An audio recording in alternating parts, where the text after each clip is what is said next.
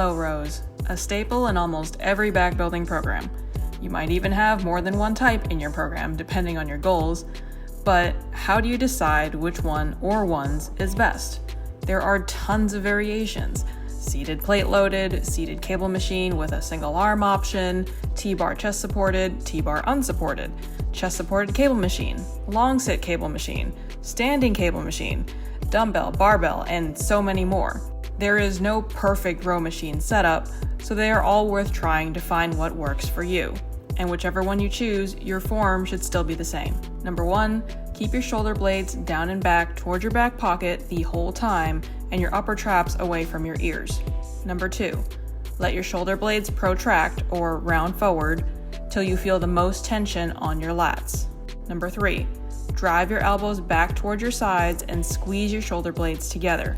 If you're doing it right and keeping your upper traps down, your elbow won't have to go too far behind your back for you to feel max lat contraction. Now, even though your form should be the same, that doesn't mean every machine setup is the same. The type of machine you choose is important. It will impact your form, muscle activation, and ultimately your gains. So, here are some important things to consider when deciding which type to do.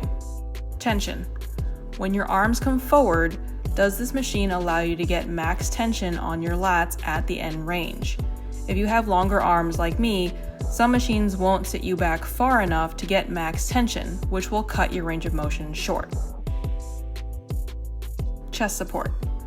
Some may find the chest support more comfortable and may be able to isolate their lats better since it provides increased stability. But others may not want it, so they can hinge forward at their hips more to get more momentum with the movement. Seat height. Can you get the right position for the best pulling angle and sufficient lat activation? For those who are not as tall, some machines don't have a high enough seat option and you'll have to stand to use it. Handle position. What options does your machine or cable setup have? Some machines have multiple handle options and others just one. This could potentially impact your form if you have mobility issues in your wrists. And if this is the case, then you'll prefer machines that will provide both a comfortable position for your wrists and enough lat activation. This could also be based on preference, whether you want to do narrow versus wide rows, and what angle gives you the best muscle activation. Just because a machine has multiple handle options doesn't necessarily mean you'll get the best activation with both. Mind-muscle connection. Which machine do you feel the most lat muscle activation with, without compensating with other muscles? The amount of weight won't matter if your form is shit and you're not using the correct muscles. Weight increases. This will depend on the types of sets you're doing. For example, if you're going to do drop sets, then a pin-loaded cable machine would work well since it only takes seconds to change the weight. Plate-loaded machines would take a little longer unless you have a gym partner to drop the weight for you. This isn't a deal breaker that impacts your form by any means. It's purely based on preference for the types of sets you want to do. Now, for this video, I specifically talked about low rows, but the same considerations apply to wide rows as well.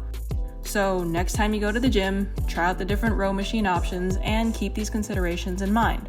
And once you decide which type or types to do, make sure to do them consistently over the course of weeks or months so you can improve muscle activation and strength through progressive overload.